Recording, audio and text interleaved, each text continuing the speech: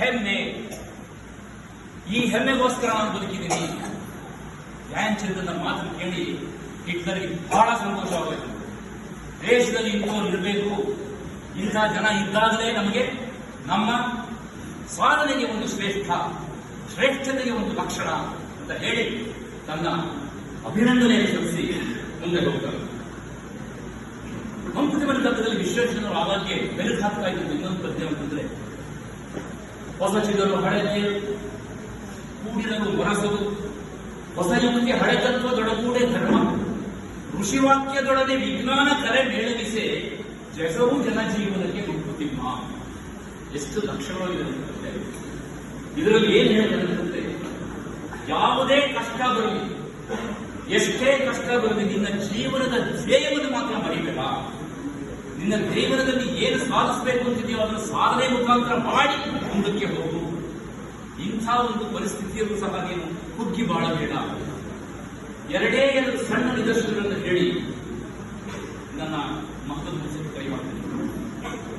ಮೊದಲನೇದು madam Curie. Madam Curie ಅವರು 1903ನೇ ಇಸ್ವಿನಲ್ಲಿ Nobel ಪ್ರಶಸ್ತಿ ರೇಡಿಯನ್ಗೋಸ್ಕರ. ಅವರ ಉದ್ದೇಶ ಇಷ್ಟೇ, ನೊಬೆಲ್ ಪ್ರಶಸ್ತಿ ತಗೋಬೇಕು ಅಂತಲ್ಲ, ತಮ್ಮ ಮನೆ ನೋಬೆಲ್ ಗಣಿಯಾಗಬೇಕು ಅಂತ. The whole house should be a main of Nobel prize. ನೋಡಿ, ಅವರಿಗೆ ನೋಬೆಲ್ ಪ್ರೈಸ್ 1903ರಲ್ಲಿ. 1935ನೇ ಇಸ್ವಿನಲ್ಲಿ ಅವರ ಮಗಳಿಗೆ ನೋಬೆಲ್ ಪ್ರೈಸ್ ಬರುತ್ತೆ. 1965ನೇ ಇಸ್ವಿನಲ್ಲಿ ಅವರ ಮಗಳು ಇವರಿಗೆ ನೋಬೆಲ್ ಪ್ರೈಸ್ ಬರುತ್ತೆ. ಆ ಮನೆ ಕಂಪ್ಲೀಟ್ ಆಗಿ ಅಂತಂದ್ರೆ entire family Nobel prize family. ಉದ್ದೇಶ ಇಷ್ಟೇ, ಪ್ರತಿ ಹಳ್ಳಿ, ಪ್ರತಿ ತಾಲೂಕು, ಪ್ರತಿ ಡಿಸ್ಟ್ರಿಕ್ಟ್, ಪ್ರತಿ ಸ್ಟೇಟ್ ಎಲ್ಲದಕ್ಕೂ ಸಹ ಒಬ್ಬೊಬ್ಬರು ನೋಬೆಲ್ ಪ್ರೈಸ್, ನೋಬೆಲ್ ದಾರಿ ಇಟ್ಟಿರಬೇಕು. ಆ ಒಂದು ಧ್ಯೇಯ, ಆ ಒಂದು ಉದ್ದೇಶ ನಮ್ಮ ಮನಸ್ಸಿನಲ್ಲಿ ಬಂದಾಗ ನಾವನ್ನ ಯಾರೂ ಸಹ ಸಾಧನೆಯಿಂದ ಮುಂದೆ ಹೋಗಕ್ಕೆ ಸಾಧ್ಯವೇ ಇಲ್ಲ.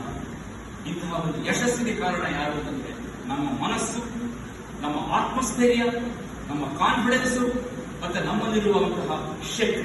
ಆ ಶಕ್ತಿಯ ಕಾರಣ ಯಾರು ಅಂತಂದ್ರೆ ನಾವೇ.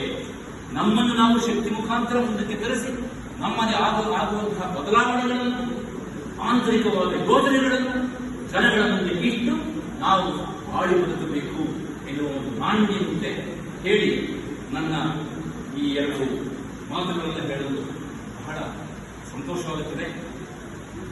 ಕೊನೆಯಲ್ಲಿ ವಿವೇಕಾನಂದರು ಒಂದು ಮಾತು ಹೇಳ್ತಾರೆ, take up one idea, make that idea your life, think of that idea, make sure that you think always your nerve, your mind, your brain, your body, everything should think of it.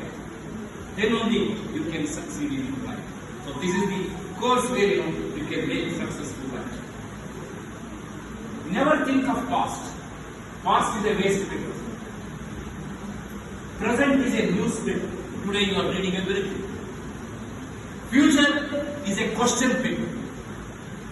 So read, write carefully in life. Otherwise, life will be a tissue paper.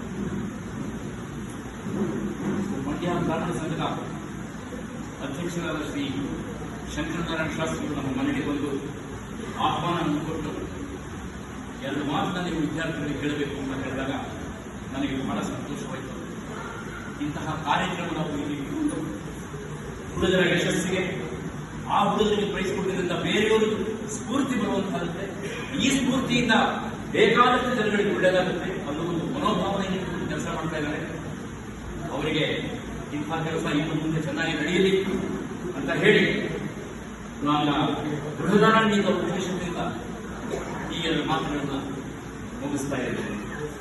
ಸರ್ವೇ ಭವಂತು ಸುಖಿನಃ, ಸರ್ವೇ ಸಂತು ನಿರಾಮಯಾಃ, ಸರ್ವೇ ಭದ್ರಾಣಿ ಪಶ್ಯಂತು, ಮಾ ಕಶ್ಚಿತ್ ದುಃಖಭಾಗ್ ಭವೇತ್.